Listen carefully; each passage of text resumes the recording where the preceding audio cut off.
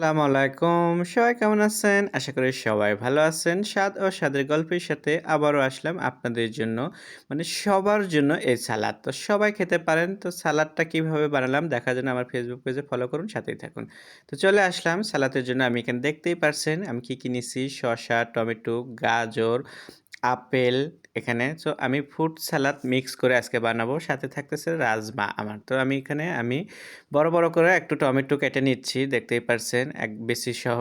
আমি কিন্তু বেশি ফেলাচ্ছি না। সাথে নিচ্ছি আপেল, আপেলও কেটে নিচ্ছি। তো পরিমাণে আমি কিন্তু একদম কম বানাবো, বেশি একটা না। তো সেজন্য আপনারা ভাববেন না যে আমি এখানে যা নিচ্ছি সবগুলোই কাটবো, তা না। এটা দিয়ে কিন্তু আমার ২-৩ দিন সালাদ চলবে। তো আপনারাও চাইলে ওইভাবেই বানাতে পারেন। তো যাই হোক আমি সালাদের জন্য সবকিছু কেটে নিলাম। দেখতেই পাচ্ছেন আর রাজমাটা নিলাম, নিয়ে একসাথে করে নিচ্ছি এখন। নেওয়ার পরে আমি এটা মাখানোর জন্য কি, কি উপকরণ দেবো সেটা দেখাবো। ঘরে থাকা সামান্য উপকরণ। তো আমি এখানে দিয়ে দিচ্ছি স্বাদমতো বিট লবণ। আর দিয়ে দেবো ভাজা শুকনো মরিচের পাউডার। এটা হলো আমি ভেজে শুকনো মরিচের পাউডার করে রাখি বাসায়, তো এটা। আর সাথে থাকতেছে একটু ভাজা জিরে গুঁড়ো। তো এটা দিলাম, দেওয়ার পরে এখানে দিতে হবে সর্ষের তেল। সর্ষের তেল দিয়ে ভালোভাবে এটাকে এখন মাখায় নিতে হবে।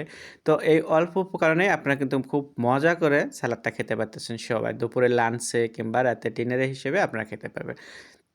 তো এইভাবে যখন আপনারা বানাবেন তখন দেখবেন আপনার খুবই ভালো লাগবে। আপনাদের যদি ভালো লেগে থাকে বাসায় একবার হলেও এভাবে বানাবেন। আর নতুন, নতুন ভিডিও দেখার জন্য স্বাদ ও স্বাদের গল্পের সাথেই থাকবেন।